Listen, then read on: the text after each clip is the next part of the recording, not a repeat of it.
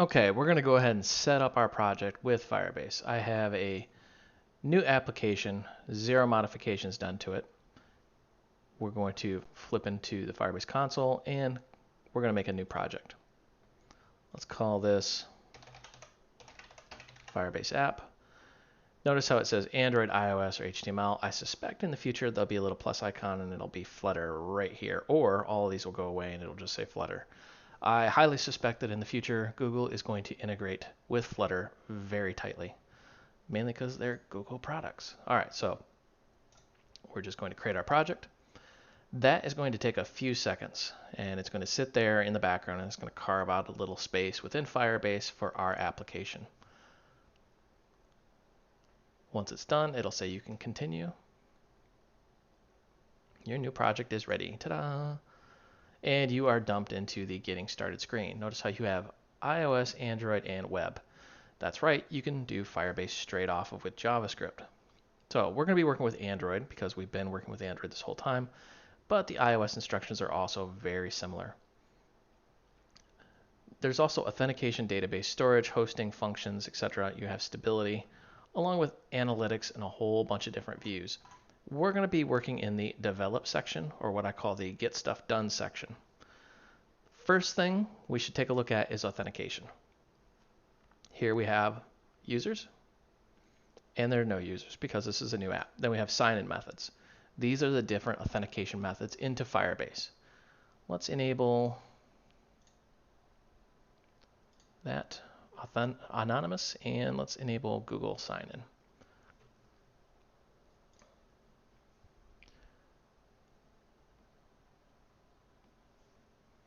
This will be the name presented to users when they're shown public instances of your project. For example, the name will be displayed on emails and users receive after creating an account. Obviously, we don't want it to be this, so we'll say Firebase app. Let's save that. All right, now we have authentication in there, but we have to actually set this up. And what do I mean by that? If we click on the Android icon, notice how suddenly it wants more information, and this is a little bit involved. So we need to take a step back before we do any of this, and we need to go back here and we need to go to Firebase Auth. Let's open this up. And notice how it says configure Google sign-in plugin, meaning before we can even play around with Firebase Auth, we have to configure the Google sign-in plugin. So let's go to that. And here's our installation instructions for this. Let's check the README. Actually, let's go back to installing. Okay, I want to make sure there wasn't anything else in there. And it says Android integration. To access Google sign-in, you'll need to make sure to register your application. So if we go to register our application, it leads us, you guessed it, back to Firebase.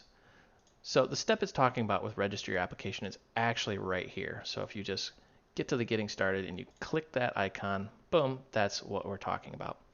First things first, we need to install the package here. So we're going to do a packages git, exit code 0, so we pulled that down successfully. Now let's flip back to our directions. So after installing, and I'm just gonna grab this real quick just for giggles.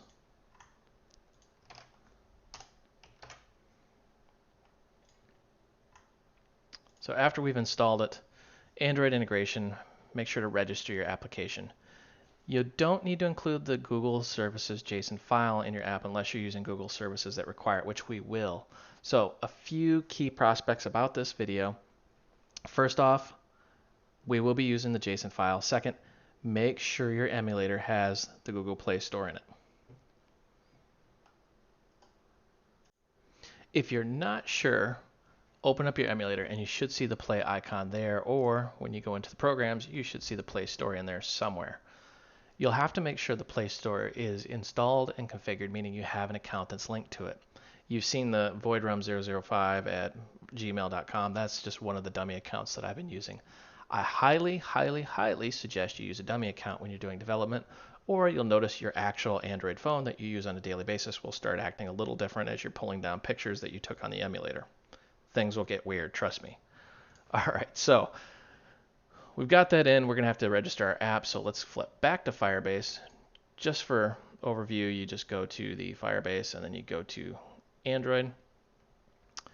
Now we have to get a package name, which is the application ID in the app level build Gradle file. So we're looking for the application ID.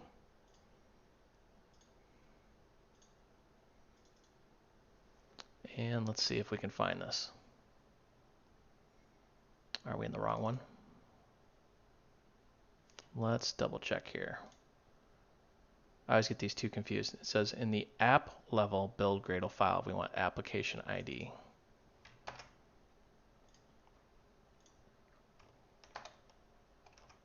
There we are. So we want this com.example.firebase app. Just put this right in here. App nickname. If specified, the app nickname will be used throughout the Firebase console to represent the app. Nicknames are not visible to the user. So I'm just going to call this Firebase app because that's the actual name of the app. Debug signing certificate SHA-1 optional. It says see this page for information on using KeyTool to get SHA-1 hash for your signing certificate. What is this and why do you need it? If you're going to use any sort of Google sign-in service, which we are because we're talking about authentication, we need this hash. So let's go ahead and, if I can get the page to stay open here, we'll need to actually get this information and print it out. And this is what a SHA-1 hash looks like. If you're wondering what a hash is, it's just a one-way mathematical representation of a piece of data. What does that mean? Let's say if you were to assign everybody in your life a random number, and I don't want to say random, you're actually building like a profile on them based on the color of their pants, the size shoe they wear, blah, blah, blah, blah, blah. Each one of these would be unique. It's not wholly true, but for the most part, it's unique. Anyways, we need to use a program called KeyTool, which actually comes with Java. So if you don't have Java, you're going to have a hard time pulling this out. The reason why they use KeyTool is because, well, you guessed it, Android works with Java. So let's go ahead and grab this.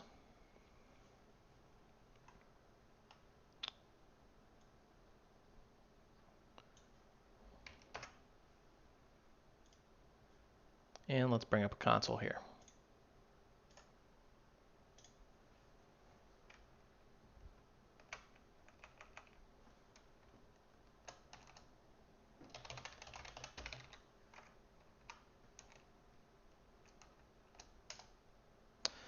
Only one command is allowed. I saw this earlier, and I had to do a little bit of magic here. You notice how it's saying only one command is allowed, but when you look at this, we have two commands, export and list. Let's just get rid of export here and see what we get. Needs an additional argument. Did not like that.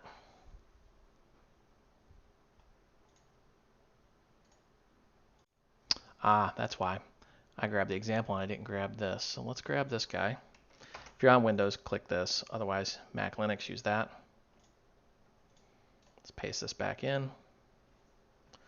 We just simply didn't have a path to our key store. And, well, it didn't like that at all.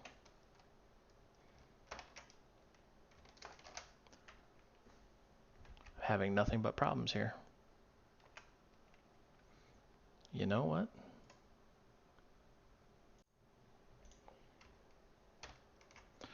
Gonna just do it that way. I'm just gonna paste it from off screen and boom, enter password and bang, there's our SHA-1 certificate. Or I should say our fingerprint. Let's grab that.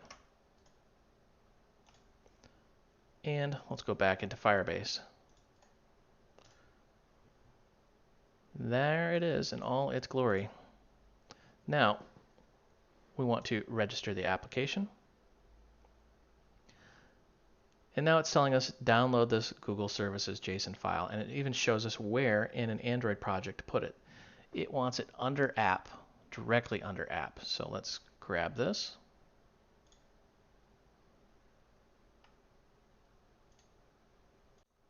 All right, so I copied the file. Let's go into our app.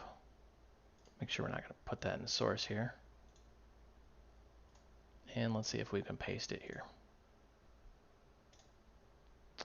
All right, there is our Google Services JSON file. in all of its glory. Let's flip back to the directions. Add the Firebase SDK. Project level Gradle. Let's go ahead and copy this, and it's saying add this to the dependencies. So let's go to our project level build Gradle. Here's our dependencies.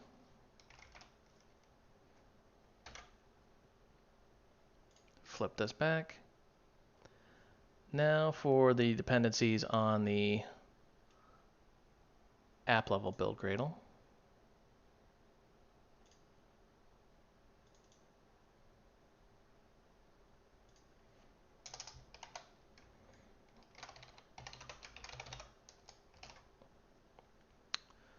There's our dependency there. And add this to the bottom. Copy that.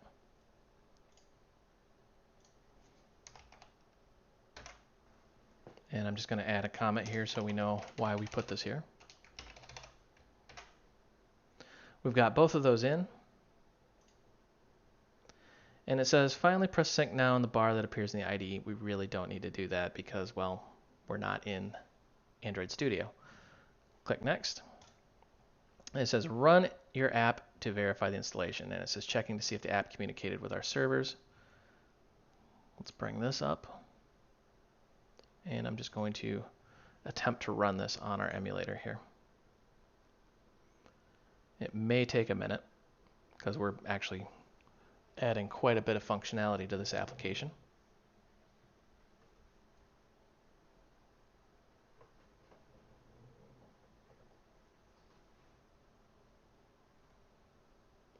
Now, while it's grinding away, just remember, if you don't have Play Store installed and configured, this will not work. So when you bring up your emulator the first time, the first thing you should do is open the Play Store and log in with an account. If you don't have an account, simply create one. All right, it's built the APK and it's shooting it out to the phone. Now let's flip back over to Firebase. And you can see it's just sitting there in the background. Now there's a bit of latency here, so don't panic if you get this screen and it's just sitting there grinding in the background. Eventually it will work.